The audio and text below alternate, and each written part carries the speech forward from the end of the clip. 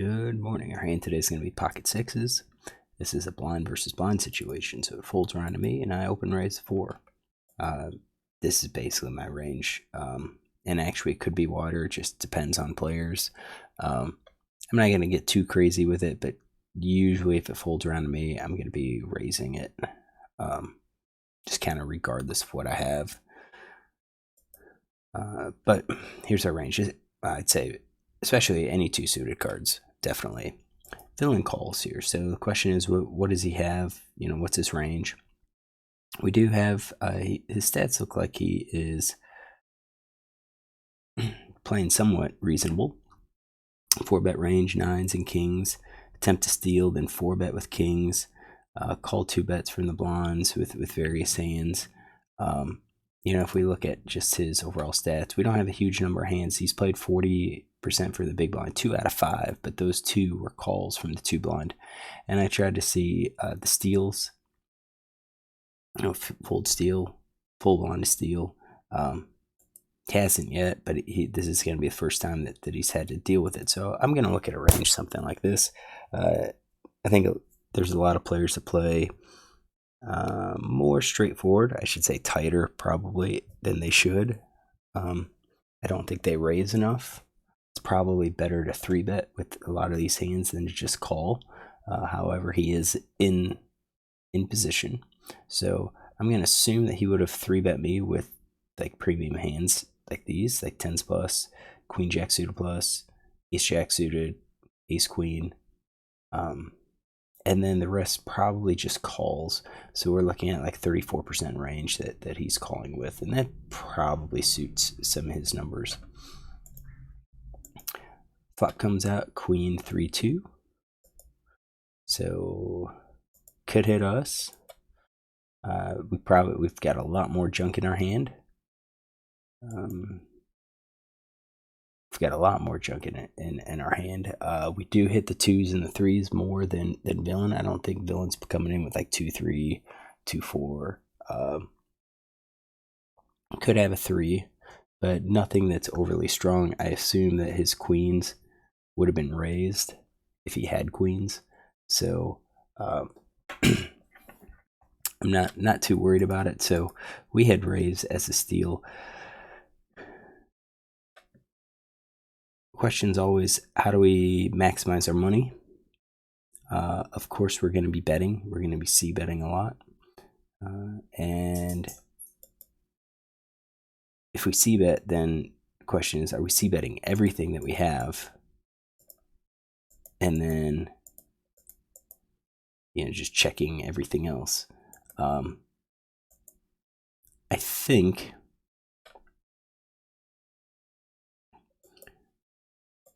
we have to add some extra junk in here. So you can see kind of like the breakdown, just a pair plus, and I don't even know if these are all value.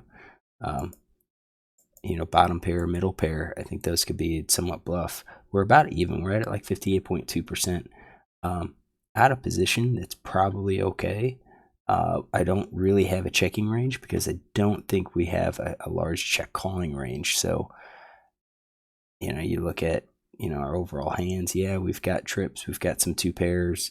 We have some over pairs, but I think all of those probably play better as a bet because villain might not believe that we've actually connected with the hand. And I think that's better than a check raise, because villain really hasn't done anything to suggest that he's going to be aggressive and try to take the pot from us. So I think our play is probably just to make a c-bet. Sizing, I went with half pot. I think that's okay. Could probably have gone a little larger, maybe up to 6. Hit that 75%. Because I don't think villain's gonna be having a monster hand that much. I think we can have those queens, he can't. So I think making it larger applies more fold pressure when we have the draws and gets us more money when he does call and he has something. So I think that's going to be my betting range. Villain, I think, calls. Yep. So the question is, what does he call with? I'm gonna assume this villain calls with all pairs, flush draw, open ender, gut shot.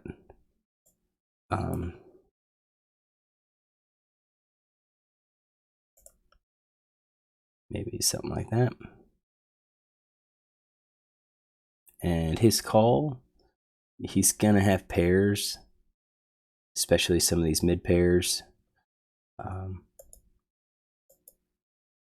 So not too worried. And then the 10 of hearts hits. And I think I checked at the time on here. I did. I think at the time now, once I see that, I think we continue. I think villain has a lot of cards like twos, you know, it's their threes, 3 4 5 3 ace 3. He's got all of those 4s 5 6 7s 8s 9s in his range. Of course he has a queen. I don't think queen's gonna fold. He's got like jacks. He's got I think he does have some heart draws. He's got some other straight draws, so 4 5, probably ace 5, ace 4. I think he has all of those. I don't think those hands are going to want to see another bet. So I kind of feel like now, yeah, there's always a chance that he has a flush and then he just improved. But I think this is a time to see bet here, to fire that barrel. I think that 10, could improve us. Definitely could improve us with our ranges. We could now have the flush. We could have, 2 pair with queen 10s. We still have our trips. So I think we are still betting. We're going to bet our flushes, bet our straights. I think better 2 pair. I think we continue betting our overpair. And maybe the top pair. The problem I see is, what do we do on the river? Because if we bet here and he calls, and let's say the river's like a 2, something blank, do we bet again? Do we fire that 3rd barrel? Is this a player that if we bet flop and turn and then check to him on the river, is he going to then fire out a big bet on us and force us to a decision? Because I kind of feel like if we bet here, we're going to be having to check call a lot of these good hands, and we could be behind to a flush. We've got 36 hands. What's his river stat look like? Float. Really hasn't bet. Hold on, let's check like flop, float. Really never had that opportunity. So I think that's kind of the idea. The alternative is to check and see if villain bets.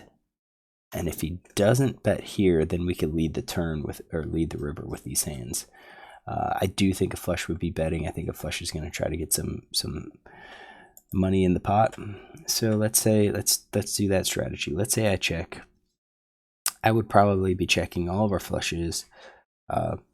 A lot of these, well, right now we've got, I'm checking, it would be a check with 100%, but then what do I call with if he bets? I don't think I call a weak pair. I don't think I call a 3rd pair. I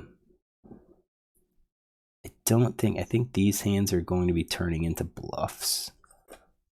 I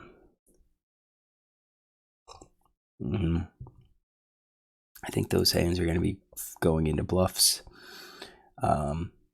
Middle pair, I think we call all of those, and then we call with our flush draws nut and our 2nd nut. Probably the 3rd nut.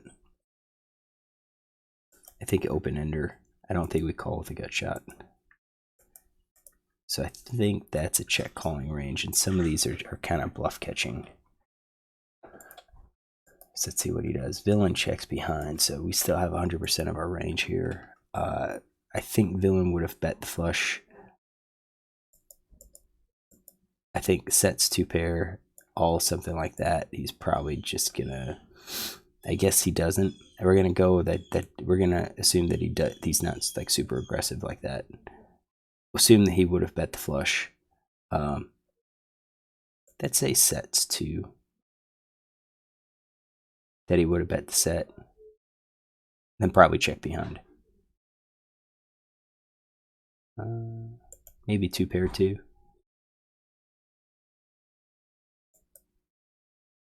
Okay, so that's his range. River's a jack. I don't think that helps us at all.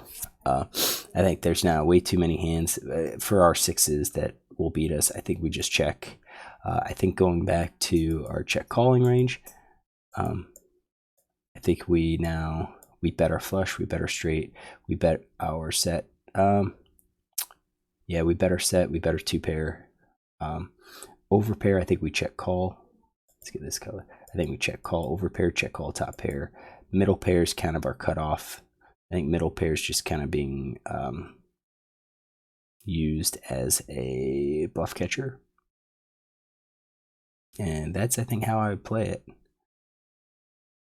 So bet those, I check, call the rest. So I checked. So those hands are out, which means I still have these. And then villain could have any of those. That's if he's betting. I don't think he has any of these big ones. He could have 2 pair, top pair, but I think he could go for some of these weak pair for the bets. But he didn't bet, so I don't think he has 2 pair. I don't think he's got a top pair at this point. I think it's something like that. So we get to see the river. Let's put that on there. Or the showdown, and he shows ace 4. Was that in his hand? Yeah, he did. So he had one of these gut shots with the ace. A man improved on the turn. So I think this could have been a good bet on the turn. You know, second barrel. He probably would have called because he's got now the straight and the flush draw. He's calling, and then when that jack comes, we probably check behind. We would have to turn that into a bluff catch if he's capable of it.